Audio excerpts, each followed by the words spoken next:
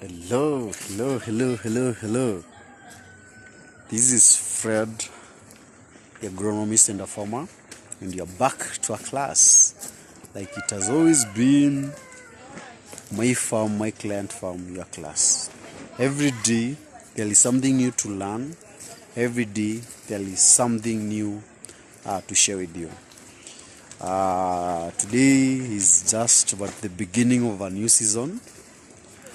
Today is beginning of a new cropping, and I wanted to share with you some few tips on what has been done, what I've done, what is supposed to be done, and what you're supposed to do on your side for you to achieve a successful crop farming. I showed you this greenhouse in our last session, and today I was doing the planting. It's a big greenhouse measuring 16 meters by 60 meters. That allowed 900 plus meters squared. It's a big house carrying around 4,000 crops, and that's a challenge for 2023 or for this year. That's a challenge. Yeah, we are doing big project this year. So there's some few things you need to observe or you need to do as a farmer for you to have a good crop. And these things are supposed to be done during planting. Remember, we discussed about the pre-planning, or the things you're supposed to do before planting.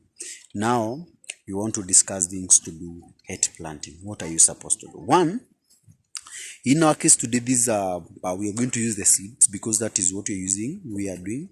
We were planting cucumber, and there are several things we did. When you are planting seeds, anytime you are doing seeds, make sure the seeds have good viability capacity. Buy good seeds that are going to germinate.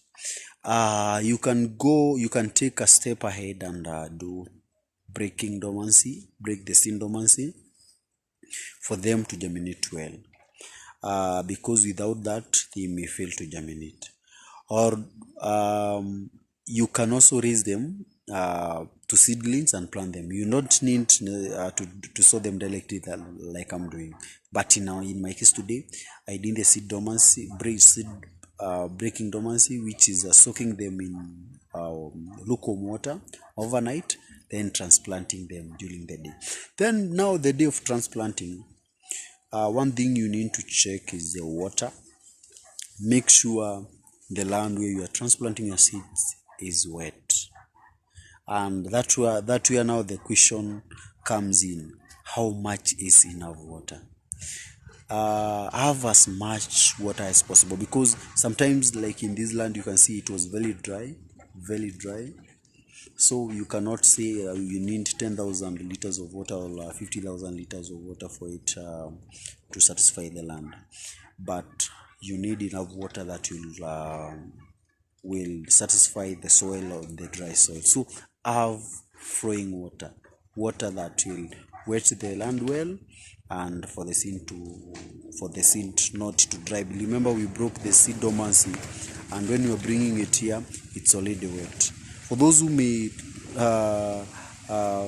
try doing planting the dry planting, you can try that without first breaking the dormancy. You can bring the dry seeds, sow them, then do irrigation.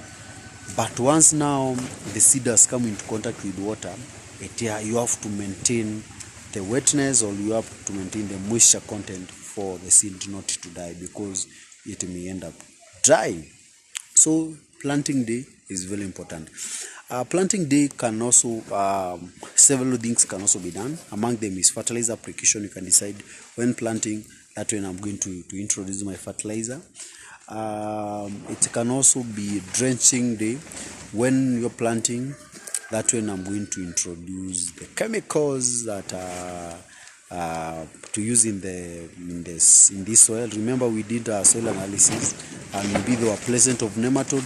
They were to prevent also of other cutting insect. Then we bring a chemical to prevent them.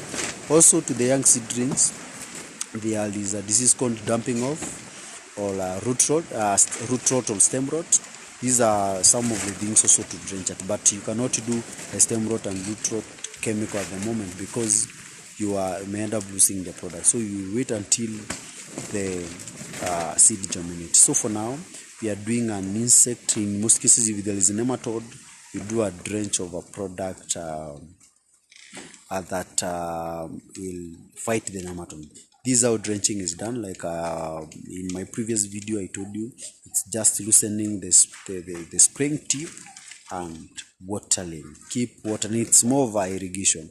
This is how it's done, and make sure you done each and every point where you are going to sow your seed, or each and every stem will come through. Even in seedling, we do the drenching, and to prevent the young seedling from being attacked by any pest, among them nematode. So that was what I had for you today in matters planting. More classes are coming through. If you are new here, kindly subscribe to this YouTube channel so that we can continue learning together. Bye.